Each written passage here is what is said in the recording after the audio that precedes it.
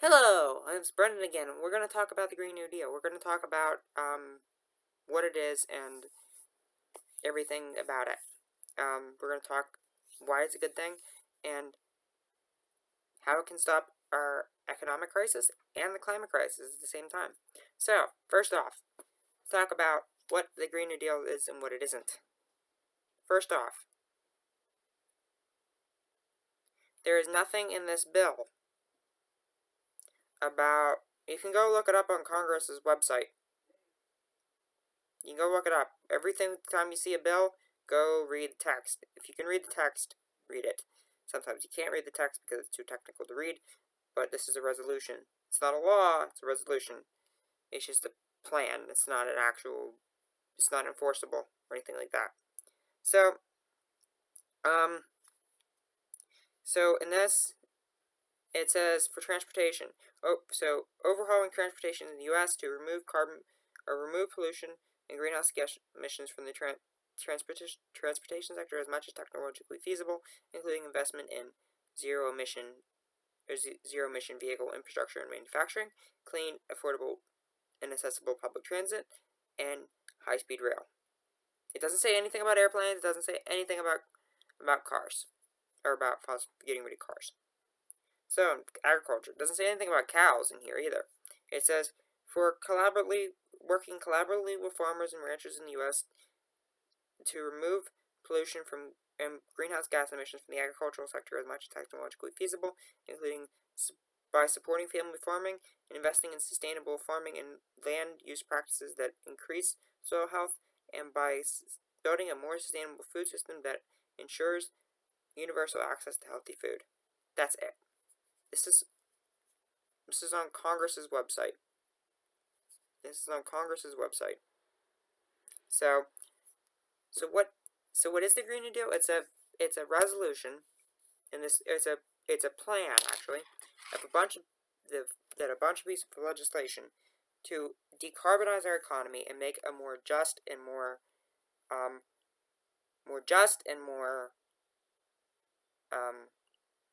healthy, more economy that works better for everybody.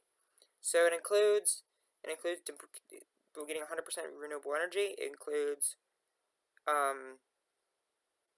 universal healthcare. It includes regenerative agriculture. It includes mass or improvements in public transit. It includes electric vehicles. It includes just transition for workers. It's a long, big range of policies. So it's not just one thing. It's a bunch of different things. So how much will it cost? Some people have said that, or most economists put it at between, or most people would put it at anywhere between 8 and not per year. This is over a period of like 10, 15, 20 years. Anywhere from 8 to $25 trillion. You may say, wow, that's a lot. But that figure of $100 trillion, that's ridiculous. That's bigger than the GDP of the world right now in a year, makes in a year. So, let's look at, what more about and you think of the impacts of climate crisis, and you go, when you do the impacts of the climate crisis, this is a bargain. The impacts of the climate crisis are over $88 trillion in the U.S. over this century alone. Way over that in some cases, and that's a negative. That's a net negative to the economy. That's a loss of lives, loss of jobs, loss of livelihoods. And you think about it. You think of all the sea level rise washing out houses along the shore. You say, wait a sec. That's a lot of property that's now gone. That is a big economic bubble. You have a fishing industry. That's going to be hurt. Tourism industry. That's going to be hurt. Agriculture industry. That's going to be hurt. The National Climate Assessment, fourth National Climate Assessment, put it as over 2.3 rise in temperature, or degrees Celsius rise in temperature, we could see a loss of 10% of our GDP. That is bigger than the Great Depression. That is as big as we're going into right now. Well, actually, that's bigger than we're going into right now. That's a bigger loss than the Great Depression. And that's semi-permanent. That's almost permanent. A permanent loss of that. Permanent! We need to avoid that. And we could lose 1.5 million people per year. Like, just 4,000 from the Midwest alone. Not just in the U.S., but in the Midwest. Just in the Midwest alone, we could lose 4,000 people per year just from heat-related illnesses. That's not counting anything else. So this is a huge problem. We need to act on it, and we can act on it. So this plan could create 2 to 20 million, or 8 to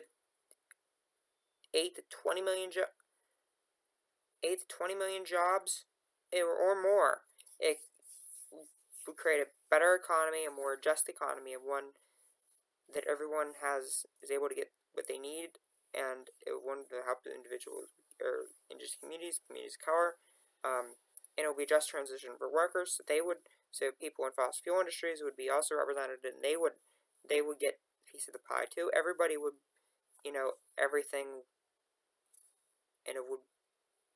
So, and we need to act on this now. We need to pressure our policymakers. We need to pressure our policymakers. We need to pressure senators, representatives, state senators, state representatives, presidential leaders, governors, president. We need to get Trump out of office. We need to elect more people that agree with more of the Green New Deal. We need to elect more Democrats in there. We need to this will also provide a minimum wage, more unions. This will provide and we need to also and also majority of Americans support the Green New Deal. Poll after poll has said that a majority of Americans support this idea, support this plan, and we need to act on it. We do need to act on it. Poll after poll has said that.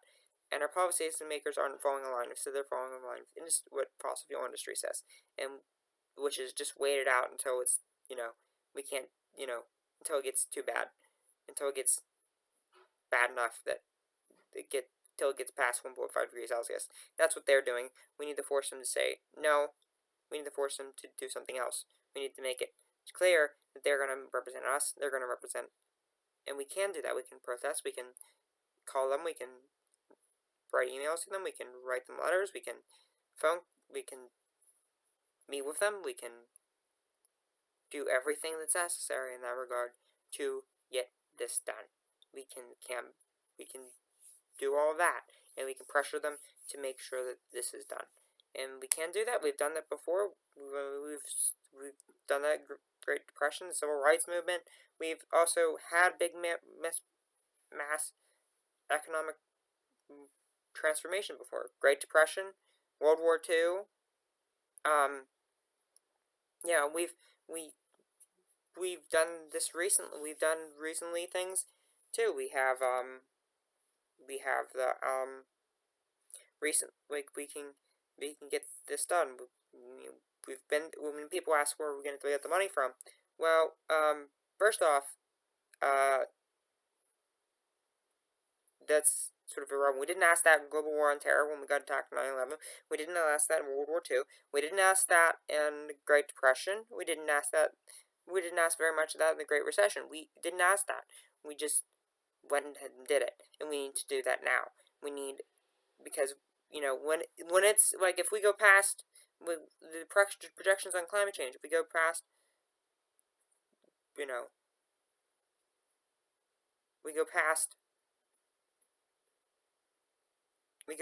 projections on climate change. We're at the end of the century, our current rate of warming will reach 4.8 degrees, and that will keep going up. And at some point after the century, we'll hit 6 degrees. 6 degrees is the point where humanity doesn't exist anymore.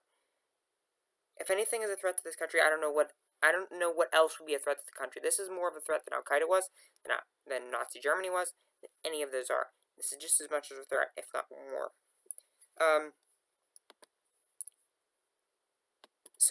And the IPCC says that we need to get to net zero emissions. We need to do that. We need to move to net zero emissions because we need to do that.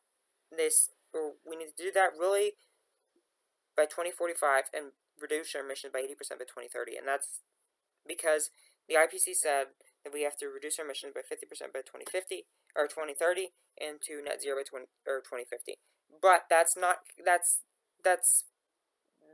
factoring in. That's not accounting for positive feedback loops that have made climate change worse, or the size of positive feedback loops that make climate change worse, and our models are being outdone by them, by actual climate change. That's not accounting for aspects of equity, saying that developing countries need to have time to adapt and more time to mitigate and adapt. That's not accounting for. That's also factoring in.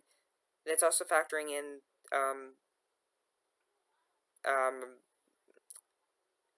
technology that barely exists to, as Greta Thunberg said, to pull millions of tons of carbon or emissions out of the atmosphere. We do this, and we can do this. We've pressured our policymakers before and had done action. We've done this before. We've done this in the early 1900s. We've done this in World War II. We've done the Great Depression. We've done this before, and we need to do this again. We'll start calling, protesting, emailing, whatever, to get this done. A rise in 1.5 degrees, which is, and all of that, in all of the IPCC projections, to limit warming or a 50% reduction in emissions by 2030 and to net zero by 2050, that's just for a 50% chance of hitting, or 50% chance of not hitting 1.5 degrees. And that's not factoring in the aspect of equity, and developing each countries need more time to adapt and mitigate. That's not counting in that that these positive feedback loops in the climate change is happening faster than our models are predicting it. That's the breadth of these positive feedback loops is not counting that either. And it's also assuming that we will have the technology to pump millions of tons of carbon dioxide out of the atmosphere. Technologies right now that barely even exist. So those will be completely online, and they can't pull millions of tons out of the atmosphere now. And in the 1.5 degrees is the point of dangerous climate change, at which point pretty much all coral reefs are gone. There'll be a foot of sea level rise. Hot days will increase by 16%. There'll be an average yearly drought length that will go up by 2 months, and at our current rate of warming, we will reach 1.5 degrees around the 2040s. We need to act now. We need to invest in green energy. We need to invest in that. We need to decarbonize. We need to stop climate change. We need to protest. We need to pressure policymakers. We need to text, email, or phone call, or call, protest, letters to, all of that. Try to get our politicians, senators, representatives, and everybody to get on board with this. Candidates, everybody to get on board with this. And we need to do that. And we can do that. We've seen that done before, and we can do that now. This is an unprecedented moment in humanity's history, because we are determining the future of the rest of the humanity.